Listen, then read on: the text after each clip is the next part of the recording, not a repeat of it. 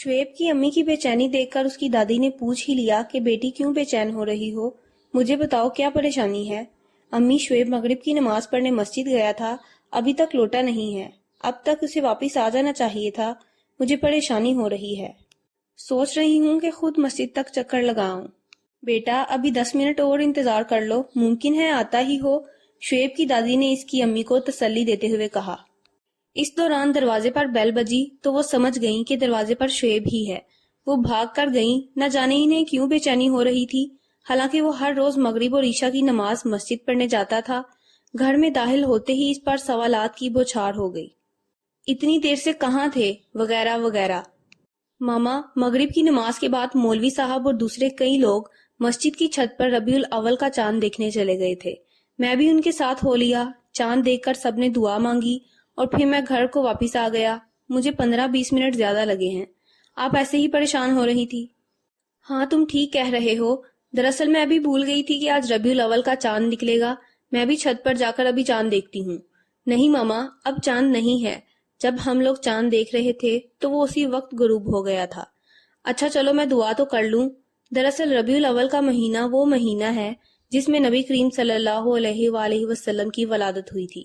اسی دوران ان کی دادی بھی ان کے پاس پہنچ گئی، وہ ان کی ساری گفتگو سن چکی تھی۔ دونوں خواتین نے وہیں قبلہ رخ کھڑے ہو کر دعا کے لیے ہاتھ اٹھا دیے۔ شعیب نے بھی رسما ہاتھ اٹھا دیے اور آمین کہتا رہا۔ دعا کے بعد منہ پر ہاتھ پھیرتے ہوئے اس کی دادی گویا ہوئیں، بیٹا شعیب، تمہیں یہ معلوم ہے کہ ہمارے رسول کریم صلی اللہ علیہ وآلہ وسلم کی ولادت حضرت آدم علیہ السلام کے تقریباً 6000 سال بعد ہوئی تھی؟ اس وقت انسانوں میں اچھے اور برے کی تمیز کا احساس خاصا بہتر ہو چکا تھا، مگر پھر بھی عرب کے لوگ بت پرستی میں لگے ہوئے تھے۔ ان کے اخلاق بھی بہت اچھے نہیں تھے۔ یہ لوگ چھوٹی چھوٹی اور درگزر کر دینے والی باتوں پر بھی لڑتے مرتے تھے۔ مثلاً ایک قبیلے کے لوگوں نے اپنے جانور کو دوسرے قبیلے کے جانوروں سے پہلے پانی کیوں پلا دیا؟ اسی بات پر ایسی جنگیں ہو رہی تھیں کہ دونوں اطراف سے لوگ مر رہے تھے۔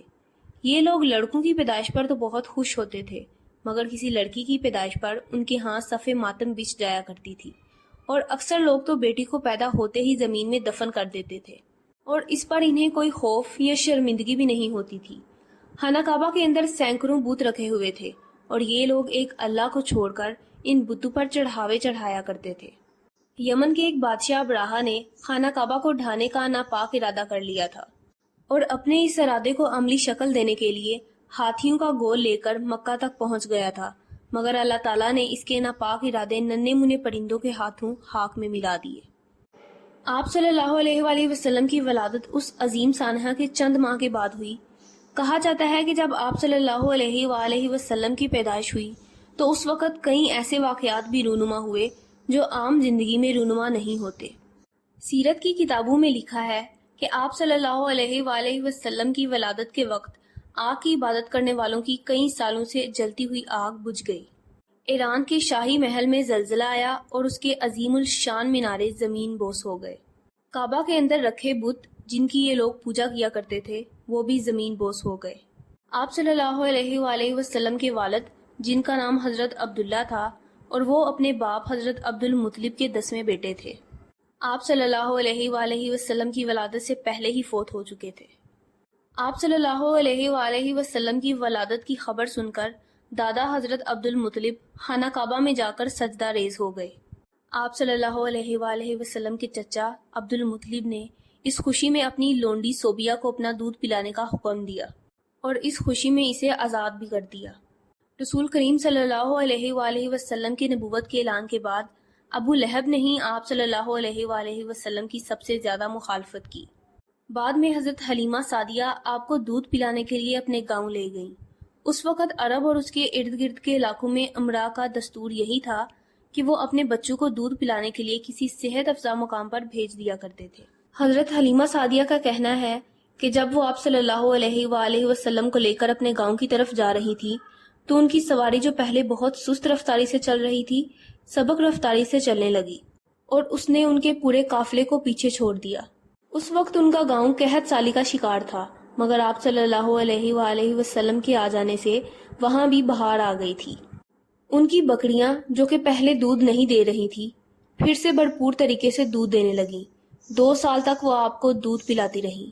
اور آپ صلی اللہ علیہ وآلہ وسلم کی برکت سے ان کا اپنا بچہ بھی پیٹ بھر کر دودھ پیتا رہا۔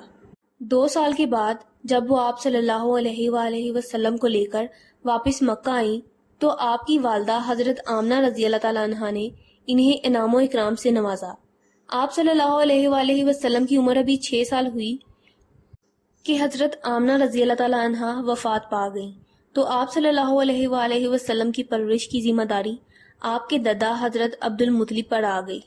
وہ بھی 2 برس بعد وفات پا گئے تو چچا حضرت ابو طالب رضی اللہ تعالیٰ عنہ نے یہ ذمہ داری اٹھا لیا۔ آپ صلی اللہ علیہ وآلہ وسلم کی جوانی بھی ایسی شاندار تھی کہ پورے عرب میں اس کی مثال نہیں ملتی۔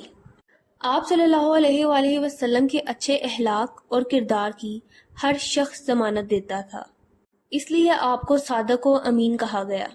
دادی جان، اسی وقت جب کہ ہر طرف لوگ شرک یعنی بتوں کی عبادت کیا کرتے تھے تو ہمارے رسول صلی اللہ علیہ وآلہ وسلم پھر بھی ایک ہی اللہ کی عبادت کیا کرتے تھے۔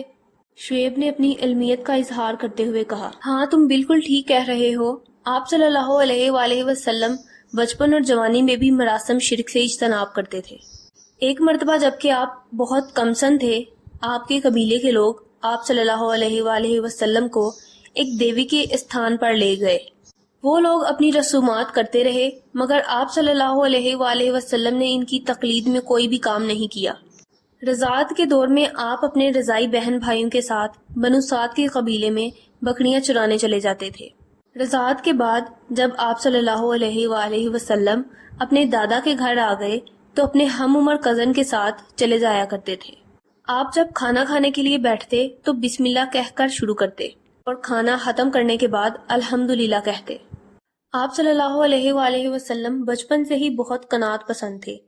جب آپ حضرت ابو طالب رضی اللہ تعالیٰ عنہ کے گھر شریک طعام ہوتے تو سب کے پیٹ بھر جاتے، اس لیے انہوں نے اپنے بیٹوں کو تاکید کر دی تھی کہ جب بھی کھانا کھانے بیٹھو تو اپنے بھائی محمد کو ضرور شریک کر لیا کرو۔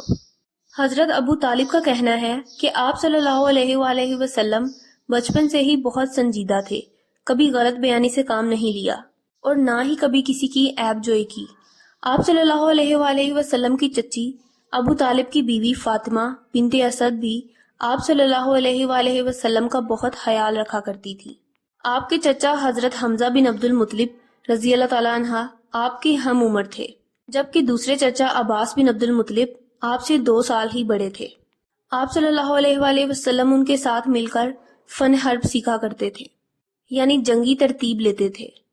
جب آپ صلی اللہ علیہ وآلہ وسلم کی عمر 12 برس ہوئی تو آپ اپنے چچا حضرت ابو طالب رضی اللہ تعالیٰ عنہ کے ساتھ تجارت کی غرض سے ملک شام کا سفر کیا۔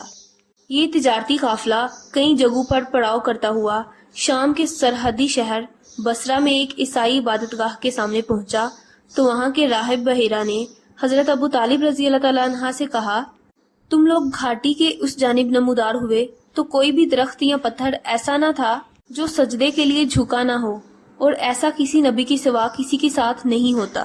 بعد ازاں بحیرہ نے آپ صلی اللہ علیہ وآلہ وسلم کے دونوں مونڈوں کے درمیان مہر نبوت کو دیکھا اور اسے بوسہ دیا اور کہا کہ اس بچے کو یہودیوں سے بچا کر رکھنا کیونکہ وہ انہیں نقصان پہنچا سکتے ہیں۔ اس پر حضرت ابو طالب رضی اللہ تعالیٰ عنہ نے آپ صلی اللہ علیہ وآلہ وسلم کو اپنے غلاموں کے ساتھ واپس مکہ بھجوا دیا۔ دادی جان، آپ کے پاس تو بہت سی معلومات ہیں، میرا خیال ہے کہ آپ کو عید میلاد النبی کے حوالے سے ایک لیکچر دینا چاہیے جس میں بڑوں کے علاوہ بچے بھی شامل ہوں۔ تم نے بالکل صحیح کہا، شعیب کی امی بولی، آپ کے ابا آ جائیں تو ہم اس کے حوالے سے پروگرام بناتے ہیں۔ میرا خیال ہے کہ عید میلاد النبی سے پہلے آنے والی رات کو عشاء کی نماز کے بعد ہم لوگ گھر پر ہی رشتہ داروں اور ملنے جلنے والوں کی دعوت کرتے ہیں۔ سب لوگ مل کر قرآن خوانی کریں گے، رسول صلی اللہ علیہ وآلہ وسلم کی ولادت کی خوشی میں نعتیں پڑھیں گے اور آپ کی دادی کی اچھی اچھی باتیں بھی سنیں گے۔ اس رات میں عام لوگ جو لغویات کرتے ہیں ہم اس سے ہر ممکن طریقے سے بچنے کی کوشش کریں گے۔